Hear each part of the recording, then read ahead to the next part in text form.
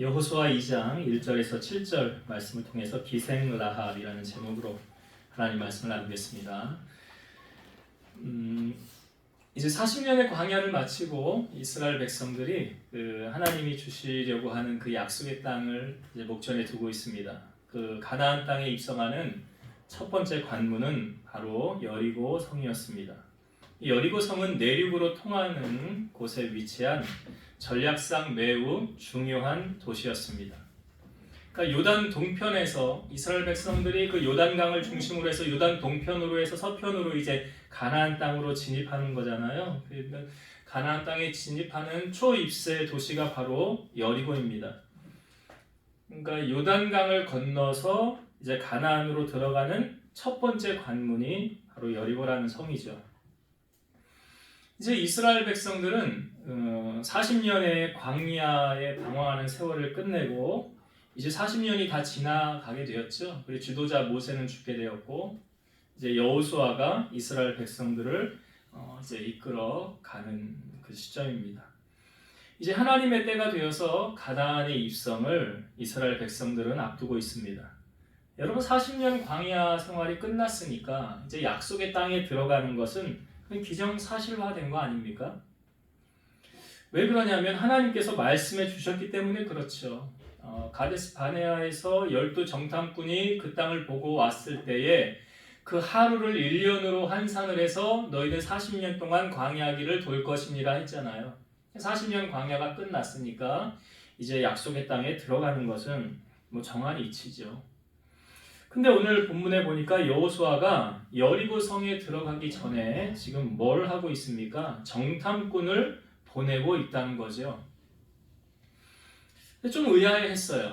아니 그냥 가도 되잖아. 왜? 하나님이 40년이 지나면 약속의 땅으로 인도하여 들이신다고 했잖아요. 그리고 그 땅을 너희에게 줄 것이라고 하지 않았습니까? 그러니까 굳이 정탐꾼을 꼭 보내야만 했을까? 라는 의문을 성경을 읽으면서 품게 됐어요. 우리가 여러분 신앙생활하면서 이런 사람들 있잖아요. 야, 하나님이 다 해주신다고 했어. 그러니까 아무것도 안 해도 돼. 맞아요? 틀려요? 예? 하나님 다 해주신다고 했어. 아무것도 안 해도 돼. 예. 아니 만약 그렇다고 한다면 여호수아가 지금 정탐꾼을 보낼 이유도 없죠.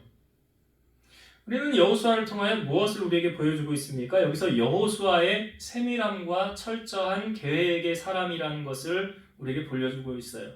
여러분 간혹 신앙생활을 하는 사람들도요, 꼭 미신을 믿는 사람처럼 신앙생활하는 사람이 있어요. 야, 기도만 하면 돼. 그럼 하나님이 다 알아서 하시더라. 예수님 그렇게 가르치셨나요? 아니죠. 그렇게 안 가르치셨어요. 잘못 알고 있는 거예요. 신앙을 토속 신앙 믿는 것처럼, 정한수 떠놓고 비는 것처럼 그렇게 신앙생활하면 그건 잘못하면 기복주의로 가는 거 아닙니까? 그렇게 가르치지 않으셨어요, 예수님은. 자, 마태복음 7장 7절에서 8절. 구하라, 그리하면 너희에게 주실 것이요. 찾으라, 그리하면 찾아낼 것이요. 문을 두드리라, 그리하면 너희에게 열릴 것이니 구하는 이마다 받을 것이요. 찾는 이는 찾아낼 것이요. 두드리는 이에게 열릴 것이니라. 여기 구하라에서 끝나지 않았다는 거죠. 구하라. 그 다음에 뭐가 나옵니까? 찾으라. 그 다음에요. 두드리라. 그러니까 여기 언제 기도만 하라고 우리에게 가르치셨냐고요? 아니잖아요. 잘못 알고 있는 거예요. 구약의 사람 느헤미야는 그 왕의 술 맡은 관원장이 되지 않습니까? 그 왕의 술 맡은 관원장이 됐을 때 느헤미야가 어느 날 얼굴에 수심이 가득하니까 왕이 너 왜 수심이 그렇게 가득하냐? 너 예전엔 안 그랬는데 왜 그러냐? 그랬더니 느헤미야가 이렇게 말하죠. 우리 고향의 그 묘실이 다 황폐하게 되었고 성문은 다 불에 탔습니다. 그래서 제 마음이 심히 괴로워서 그랬습니다. 그러니까 왕이 이렇게 말을 던지죠. 그러면 네가 무엇을 원하느냐? 그때 여호수아가 잠깐 하나님께 묵도하고 이렇게 말하죠. 나를 유다 땅, 나의 조상들의 묘실에 있는 성읍에 보내어 그 성을 건축하게 하옵소서. 그러니까 왕이 또 이렇게 질문을 던져요. 네가 몇 날에 다녀올 길이며 어느 길에 돌아오겠느냐? 이게 무슨 말입니까? 그러니까 왕이 묻는 거에 너 그거 시간 얼마나 걸리겠어? 너 내가 시간을 얼마나 주면 되겠니? 그 일 하고 언제 돌아올래? 이거잖아요. 근데 느헤미야가 지금 머릿속에 아무 생각이 없어요. 그러면 뭐라고 대답을 할 수 있어요? 없어요? 못하지요. 자기 머리 생각해 본 적이 없는데 그거는? 아무 생각을 한 적이 없는데? 근데 느헤미야가 여러분 이 황폐되었다는 그 소식을 듣고요. 한 4달 정도를 집중해서 기도한 적이 있어요. 기도하면서 하나님이 주신 감동을 적는 거죠. 하나님이 주신 지혜를 가지고 이건 어떻게 하면 좋겠고 그걸 머릿속에 기도하면서 다 구상을 담은 거예요. 구상하고 생각한 거예요. 그래서 왕에게 기한을 정하게 하고 그 다음에 왕에게 이렇게 부탁을 하죠. 왕이 만일 좋게 여기시거든 강 서쪽 총독들에게 내리시는 조서를 나에게 주셔서 그들이 나를 용납하여 유다에 들어가기까지 통과하게 하시고 또 왕의 살림 감독 아삽에게 조서를 내리사 그가 성전에 속한 영문의 문과 성곽과 내가 들어갈 집을 위하여 들보를 쓸 제목을 내게 주게 하옵소서. 그러니까 뭡니까? 여호수아가 이미 다 구상하고 계획했다는 거 아니에요. 그냥 막연히 기도만 한 거 아니라고요. 다 준비하고 철저하게 이건 얼마나 시간이 걸리겠고 여기 가는 데는 뭐가 필요하고 성문을 세운 데는 또 성곽을 세우는 데는 이런 제목이 필요하니까 이거를 요청을 해야 되겠다 라는 구상을 여호수아가 다 하고 있다는 거 아닙니까? 기도만 한 거 아니에요. 세밀한 구상과 계획을 했어요. 지금 여호수아에게도 그 모습이 보이지 않습니까? 여호수아에게도 막연히 그냥 정탐꾼 보내는 그런 게 아니라고요. 베드로전서 3장 15절 너희 마음에 그리스도를 주로 삼아 거룩하게 하고 너희 속에 있는 소망에 관한 이유를 묻는 자에게는 대답할 것을 항상 준비하되 온유와 두려움으로 하고 뭐래요? 항상 준비하래잖아요. 항상 준비하래잖아요. 여러분 하나님께서 우리를 사용하시려고 할 때 우리가 준비되어져 있지 않으면 하나님이 우리를 쓸 수 있어요? 없어요? 준비되어져 있지 않은데 어떻게 써요? 준비되어져 있지 않은데 쓸 수가 있겠냐고요. 저는 군대를 갈 때 하나님 앞에 군종병으로 가게 해달라고 기도를 했었어요. 하나님이 정말 그 기도를 들어주셨어요. 근데 제가 보니까 이 군종병으로 거기 이제 사단 안에 교회가 있는데 거기 훈련병들이 훈련을 이제 4주차 훈련을 받으면서 훈련병들이 와요. 그럼 얘네들이 종교 활동을 의무적으로 하게 돼 있는데 천주교를 가든 법당을 가든 교회를 가든 선택해서 가는 거예요. 근데 크리스찬이라면 당연히 교회를 오겠죠. 근데 크리스찬이 아닌데도 교회를 오는 아이들이 있어요. 왜 오는지 아세요? 남자분들은 다 알아요. 여자분들은 군대도 안 갔다 왔잖아요. 근데 뭘 알아? 초코파이 먹으려고 와요. 초코파이랑 커피를 주거든요. 예배 마치고. 그러면 훈련병들이 그거 먹으러 와요. 그게 뭐라고? 지금 가게에서 초코파이 하나 커피 한 잔 준다고 교회 오라고 그러면 누가 그걸로 교회를 가겠냐고요. 근데 군대 안에는 그게 통해요. 근데 얘네들이 이제 오면 저는 군종병으로 이제 커피를 타고 끝나는 훈련병들에게 나눠줘요. 근데 오전에는 오전 예배를 드리고 이렇게 가고 오후에 얘네들이 한 번 더 옵니다. 오후 예배, 찬양 예배 때. 근데 그때도 마찬가지로 커피와 초코파이를 줘요. 근데 오후 예배 때는 어떻게 하냐면 찬양을 많이 합니다. 훈련병들이요. 얼마나 이 사제에 있을 때 밖에 있을 때 교회하고 이 군대 안에 교회하고는 분위기 자체가 달라요. 분위기 자체가 정말 은혜를 사모하는 아이들은 뜨겁게 기도하고요, 뜨겁게 찬양합니다. 군대 안에서도. 그러니까 거기서 하나님을 더 깊이 만나게 되고 더 하나님을 찾게 돼요. 근데 제가 군대를 가기 전에 제가 기타를 배우게 된 배경은요, 동기는 저희 형이 신학교를 갔다 왔는데 어느 날 기타를 들고 왔어요. 그래서 이렇게 치더라고요. 그래서 내가 옆으로 곁눈질을 하면서 봤지요. 그리고 형이 안 칠 때, 그때는 기타가 귀했으니까 형이 안 칠 때 그 기타를 가져다가 책을 놓고 제가 독학을 한 거예요.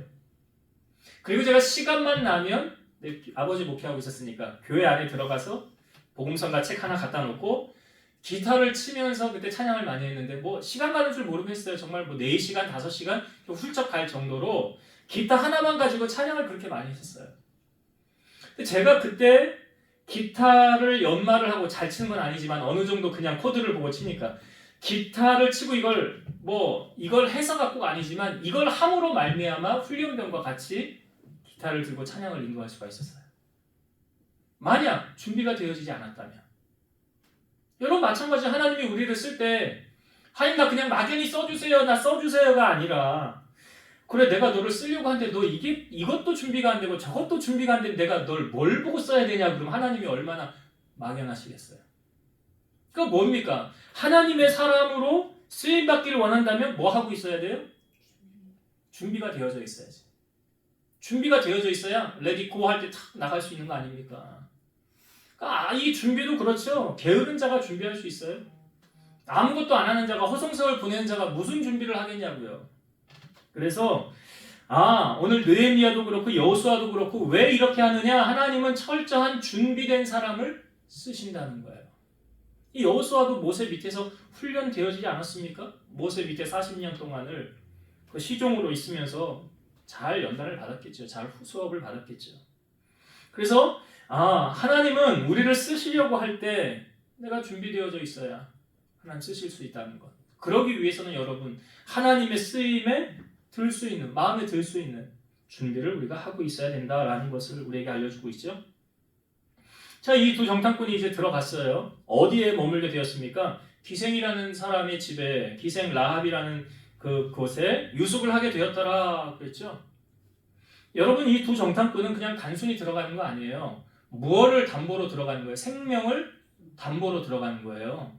잘못하면 죽을 수도 있다는 각오를 가지고 들어가는 거예요. 발각되면 죽는 거 아닙니까? 아무나 들어가는 거 아니에요. 그런데 이들이 여리고에 들어온 것을 여리고 사람들이 알았어요. 그리고 여리고 왕에게 보고를 합니다. 이 정탐꾼이 들어왔습니다. 우리 마을에. 그 왕에게 보고하니까 이 왕이요 이스라엘 자손 중에 몇 사람을 정탐하러 왔다는 소식을 듣고 어떻게 하느냐. 3절부터 봅시다. 3절부터. 여리고 왕이 라합에게 사람을 보내어 이르되 내게로 와서 내 집에 들어간 그 사람들을 끌어내라. 그들은 이 온 땅을 정탐하러 왔느니라. 그 여인이 그 두 사람을 이미 숨긴지라. 이르되 과연 그 사람들이 내게 왔었으나 그들이 어디에서 왔는지 나는 알지 못하였고 그 사람들이 어두워 성문을 닫을 때쯤 되어 나갔으니 어디로 갔는지 내가 알지 못하나 급히 따라가라. 그리하면 그들을 따라잡으리라 하였으나. 자, 지금 여기 들어온 거 맞지요? 라합 집에 온 거. 근데 이미 그 라합이 두 사람을 숨겼더라 그랬어요. 숨겼더라. 여러분 만약에요 이 사실이 발각이 되면 어떻게 됐을까요? 정탐꾼도 죽고 라합도 죽는 거예요. 그럼 라합은 이 정탐꾼 두 사람을 왜 숨겨줬을까요? 왜 숨겨줬죠? 이제 그 뒷부분을 다음 주에 우리가 나누려고 그래요. 라합은 뭘 알았냐면 하나님의 존재를 알았어요. 하나님의 살아계심과 하나님의 역사하심을 그는 알았다는 거예요. 그러면서 이 두 정탐꾼에게 여호와께서 이 땅을 너에게 주신 줄을 내가 아노라 그래요. 여호와께서 이 땅을 주신 줄 내가 아노라. 여러분 이 정탐꾼이 지금 살아남을 수 있었던 이유는 바로 라합을 만났기 때문이죠. 바로 만남의 축복이 이 두 사람에게 이어졌다는 거예요.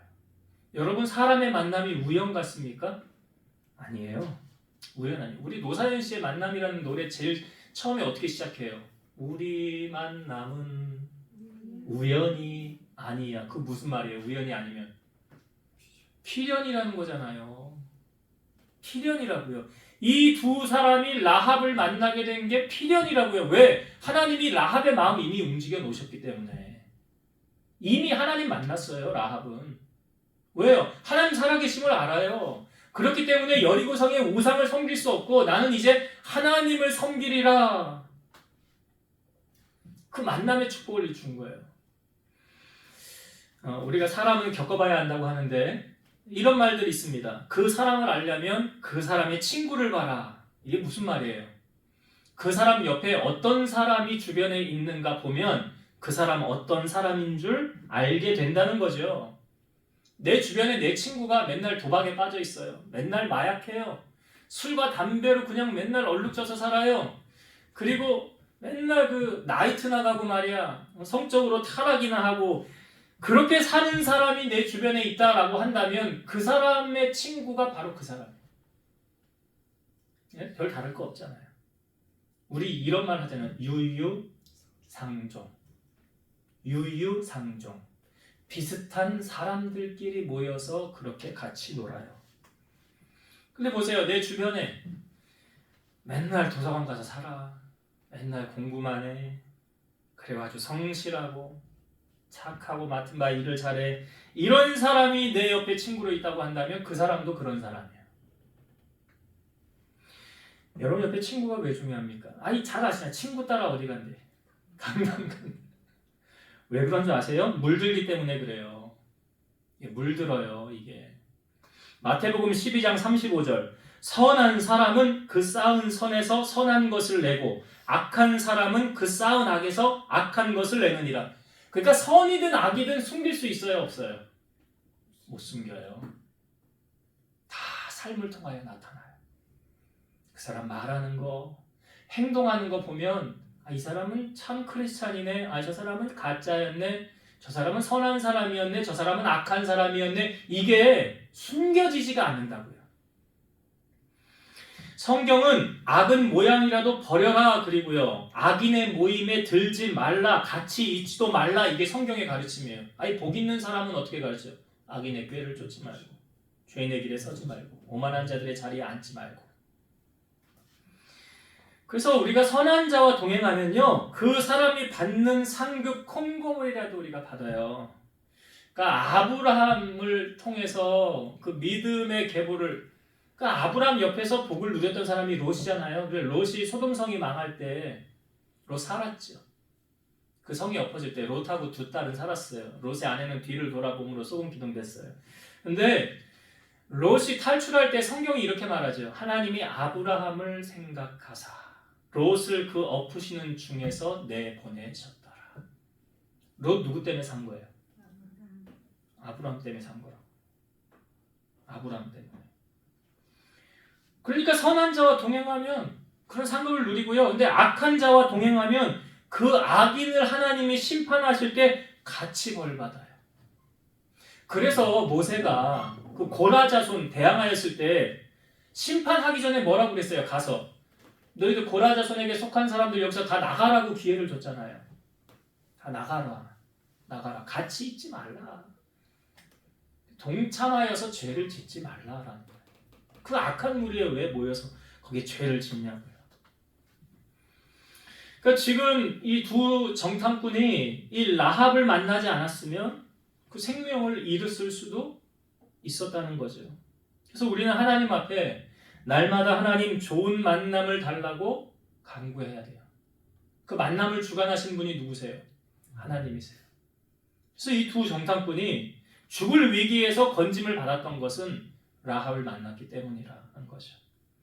자, 그런데 라합은 어떤 사람이었습니까? 오늘 성경에 보니까 그의 직업이 소개되고 있어요. 1절에 나오죠. 1절에 라합이라 하는 기생의 집에 들어가 거기서 유숙하더니. 라합의 직업이 뭐라고요? 기생이래요. 이 기생이라는 직업을 사전에 보니까 이렇게 나와요. 잔치나 술자리에 나가 노래와 춤을 제공하여 받은 대가로 살아가는 사람을 말한다. 그런데 국어사전에 그렇게 정리되어져 있지만 여러분 성경에서는 이 기생을 주로 창녀나 음녀나 간음자라는 뜻으로 쓰인다고 합니다. 아니 하나님이 쓸 사람이 없어서 기생을 데려다가 하나님의 일꾼으로 쓰셨을까? 그 많고 많은 사람 중에 왜 하필 이런 일을 하는 사람을 데려다가 하나님은 하나님의 일을 사용하셨을까?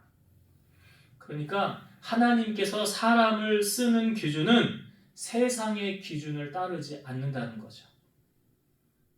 세상은 어떤 것을 봅니까? 세상은 외적인 것을 봐요. 하나님은 사람을 외적인 모습이나 직업으로 구분하지 않으세요. 왜? 사람은 외모를 봐요. 근데 하나님은 중심을 보죠. 예수님의 이름에 그 족보가 마태복음 1장에 나오는데 그 족보에 이름을 올린 사람도 라합이잖아요. 이렇게 나오죠. 살몬은 라합에게서 보아스를 낳고, 보아스 잘 아시죠? 룻과 결혼한 사람 보아스. 그 보아스의 어머니가 누구래요? 라합이래요. 여기 기생 라합. 아니 어떻게 예수님의 족보에 기생의 이름을 올릴 수가 있냐 말입니까? 그러니까 우리는 사람을 볼 때 어떤 세상의 기준으로 눈에 보이는 것으로 판단하고 평가하잖아요. 스펙이 얼마나 좋냐, 학력이 얼마나, 가방끈 얼마나 기르냐, 또 인물은 어떠냐, 키는 어떠냐, 외모는 어떠냐, 집안 환경은 어떠냐, 가진 재력은 어떠냐, 다 뭘로 평가해요? 눈에 보이는 거. 눈에 보이는 거잖아요. 저 사람 차는 못 타고 다니는데 집은 몇 평이래? 직업은 어디 변호사래? 의사래? 다 눈에 보이는 것으로 평가를 해요. 그런데 하나님은요? 하나님은 어떻게 평가하십니까? 만약에 세상의 기준을 평가로 적용한다면 오늘 라합은 여기 등장하지 말아야죠. 하나님은 보이지 않는 것으로 평가합니다. 자, 여러분, 보이지 않는데 귀한 것들이 있어요. 그 사람의 인성 보여요? 성격 보여요? 인품 보입니까? 믿음 이거 다 안 보이는 거잖아요. 근데 존재하는 거잖아요. 다 사람 안에 내재되어져 있는 거 아닙니까? 그러니까 하나님은 외모를 보시는 게 아니라 중심을 보시는 게 맞죠. 고린도전서 1장 27, 28절 그러나 하나님께서 세상에 미련한 것들을 택하사 지혜 있는 자들을 부끄럽게 하려 하시고 세상에 약한 것들을 택하사 강한 것들을 부끄럽게 하려 하시며 하나님께서 세상에 천한 것들과 멸시받는 것들과 없는 것들을 택하사 있는 것들을 폐하려 하시나니. 여러분, 교회가 타락되어진 이유 가운데 한 가지는 뭐냐면 교회 안에 일꾼을 세울 때 세상의 기준을 적용한다는 거죠. 야, 저 사람은 밖에서 뭐 하는 사람이래? 직업이 뭐래? 그래, 그렇게 훌륭한 사람이었어? 그러면 교회 안에서도 훌륭한 일을 해야지. 중책을 져야지. 제가 언젠가 이찬수 목사님 분당 우리 교회 교인이 2만 명이었는데 10,000명은 파송하고 지금 10,000명인지 하여튼. 근데 이 목사님이 이런 얘기를 하더라고요. 자기 교회 장로님 많아요. 근데 이 장로님이 스펙이 뭔지, 학력이 뭔지, 어느 고등학교, 어느 대학교를 나왔는지, 직업이 뭔지 자기는 모른대요.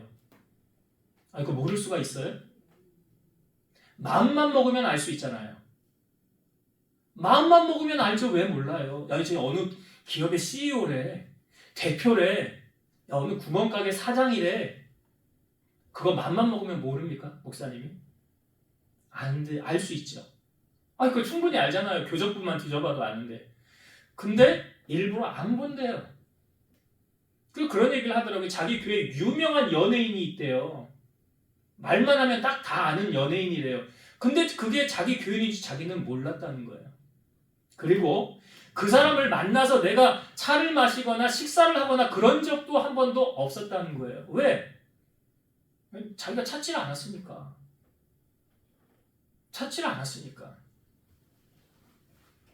그 목사님 보면 높은 자리를 탐하거나 어느 기관장이냐 노회장이냐 총회장 그런 거 애초에 하나님 앞에 기도했다고 그러더라고요. 하나님 나 이런 거 안 할게요. 높은 자리 탐하지 않을게요. 사람 구별하면서 가려가면서 만나지 않을게요. 참 그런 인격이 훌륭하더라고요. 참 괜찮다. 그런 건 참 본받아야 되잖아요. 예. 우리는 사람을 볼 때 평가할 때 저 사람 부자래? 저 돈 없대? 그런 걸로 나누고 직업으로 나누고 외모로 나누고 그건 어디 하나님이 성경에 그렇게 하라고 우리에게 말한 적 없잖아요. 여러분 성경에 등장하는 하나님이 쓰는 사람의 특징이 있어요. 보니까 하나님은 어떤 사람을 쓰시냐면 정직한 사람을 쓰세요. 정직한 사람. 잘 아시지만 요셉이 종으로 팔려갔을 때 보디발의 아내가 덮치려고 그랬죠. 근데 옷이 벗겨져서 도망 나가다가 소리치니까 누명을 쓰고 감옥에 들어가지 않았습니까? 근데요 이 요셉이 자기 인생 편하려고 하려면 보디발의 아내하고 쿵짝짝 해가지고 타협해가지고 그냥 거기서 남은 생에 그냥 그 비유나 맞추고 그렇게 살아도 돼요. 편하게 살려면. 근데 요셉이 그 보디발의 아내 앞에서 했던 말이 뭡니까? 내가 어떻게 하나님 앞에서 득죄하리까? 내가 어떻게 하나님 앞에서 죄를 지을 수 있냐고요. 이게 뭐예요? 이게 정직이잖아요. 이 정직한 인생 아닙니까? 아니 다니엘도 그랬잖아요. 총리 2명하고 고관들이 다니엘을 총리 자리에서 내리려고 할 때 왕이 다니엘을 왕 바로 밑에 수석 총리로 두려고 하는 것을 알고 뒷조사시키잖아요. 근데 아무 허물 아무 그릇됨도 찾지 못하였더라. 그게 뭐예요? 정직했다는 거예요. 하나님 정직한 사람 쓰시죠. 설교를 준비하면서 제가 발라달라 가서도 제가 이 말씀을 함께 나누었었는데요.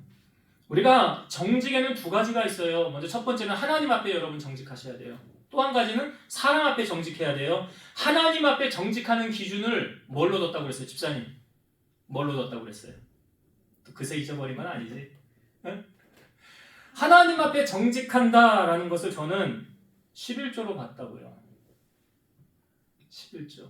왜요? 11조는 누구 거래요? 말라기 말씀에 보면 11조는 내 거다 그래서 하나님이 내 거다.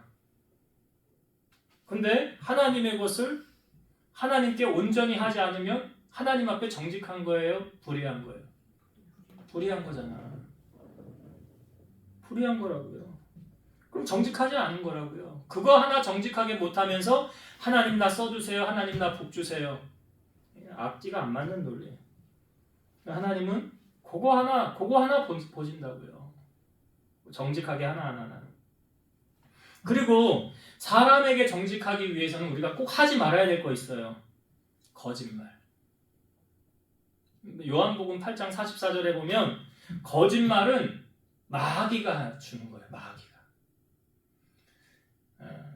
거짓말은 마귀가. 그 마귀는 거짓말을 마치 제 것처럼 말한다고 하는데 그게 뭐냐면 사실같이 말하는 거예요. 근데 거짓말하는 자는 하나님 나라 들어갈 수 없다라고 요한계시록에 말하고 있어요. 그러니까 우리가 하나님 앞에 정말 쓰임받는 조건이 되길 원한다면 이 2가지를 잘 지켜야 돼요. 2가지. 자, 이제 말씀을 정리하고 마치겠습니다. 여러분, 오늘 여호수아가 약속의 땅 가나안에 들어가기 전에 2명의 정탐꾼을 보낸 이 사건을 보면서 아니 이미 하나님이 주실 건데 뭐하러 굳이 정탐꾼을 보내라고 생각할 수 있는데 그것이 아니라 우리가 하나님 앞에 어떤 문제로 기도하면서 그 다음에 해야 될 건 무엇입니까? 기도하고 그 다음에 구하고 찾는 거죠. 그러니까 어떤 일을 행함에 있어서 그냥 막연하게 하는 거 아니고요. 세밀하게 기도하고 준비하는 거죠. 그러니까 하나님이 사람을 쓸 때도 준비되어져 있지 않은 사람을 쓸 수 있어요? 없어요? 없어요. 그러기 위한 그걸 안다고 한다면 내가 나의 삶을 통해서 하나님 앞에 쓰임받는 내가 일꾼이 되길 원한다라고 한다면 준비되어져 있어야 돼요. 준비되어져 있어야 쓰십니다.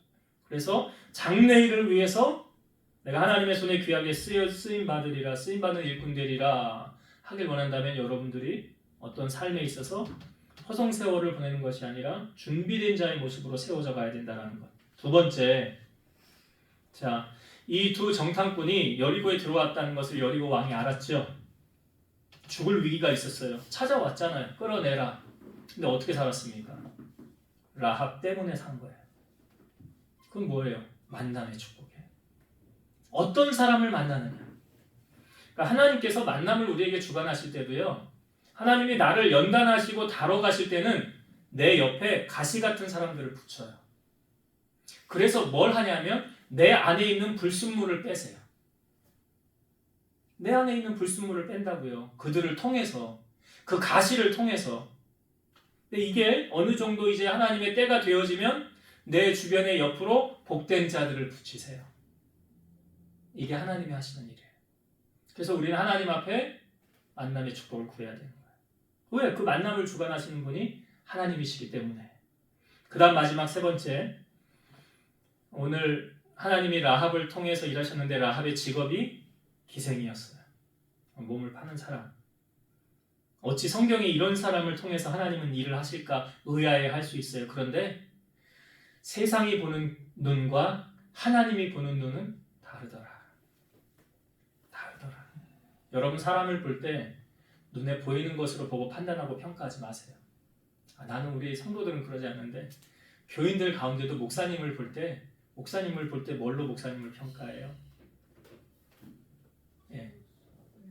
뭘로 평가하십니까? 예. 주님은 그런 보이는 것으로 판단하고 평가하지 않으신다는 사실. 오늘 라합을 보면서 아니 라합을 왜 굳이 하나님이 아니 예수님의 족보에 뭘 기생의 이름을 다 올려놨어 라고 할 수 있을지 모르나 그는 하나님을 만난 사람이었고 하나님이 선택한 사람이었어요. 세상의 기준으로 사람을 하나님은 선택하지 않으시더라. 중심을 보시는 하나님. 오늘도 그런 눈을 가지고 주님의 시각으로 우리가 사람을 바라보고 주님의 시각으로 세상을 바라보는 눈이 열려서 하나님의 손에 이렇게 귀하게 쓰임을 받는 여러분들 되시기를 주의 이름으로 축원드립니다. 기도하시겠습니다. 오늘도 살아계셔서 역사하시는 하나님, 여호수아가 여리고성에 들어가기 전에 2명의 정탐꾼을 보냅니다. 이미 하나님이 주신다고 하신 그 땅을 굳이나 정탐꾼을 보내서 봐야 할 이유는 없었는데 여호수아는 모든 일에 철저하게 준비하고 계획하면서 하나님이 주신 감동을 따라 실천하는 것을 보여주었습니다. 또한 우리가 하나님의 손에 쓰임받기 원한다면 우리가 준비되어져 있을 때 하나님은 그 사람을 사용하셔서 하나님의 일을 이루시는 것을 우리에게 알려주셨사오니 우리 사랑하는 성도들 주님 손에 붙들려 귀하게 쓰임받는 제목들로 준비되어지게 하시고 오늘 하나님께서 이 2 정탐꾼들에게 좋은 만남을 허락하여 주셨던 것처럼 우리 성도들 삶 속에 좋은 만남 허락하여 주옵소서. 또한 우리 주님은 사람이 보이는 것으로 판단하고 평가하는 것이 아니라 진실된 중심을 보시는 하나님, 기생이었지만 하나님의 마음에 합한 그를 통하여서 하나님의 일을 이루셨던 것처럼 우리 성도들이 다 하나님께서 보시기에 순전하고 정직하며 진실함을 갖추어서 주님 앞에 귀하게 쓰임받는 일꾼들 다 되게 하여 주옵소서. 이제는 우리를 모든 죄악 가운데서 구속하신 예수 그리스도의 은혜와 하나님의 사랑하심과 성령님의 내주, 교통, 인도, 역사 충만케 하시니 사랑하는 성도들 머리 위에 저들 가정 위에 이 제단과 나라와 민족 위에 이제로부터 영원토록 함께 있을지어다. 아멘.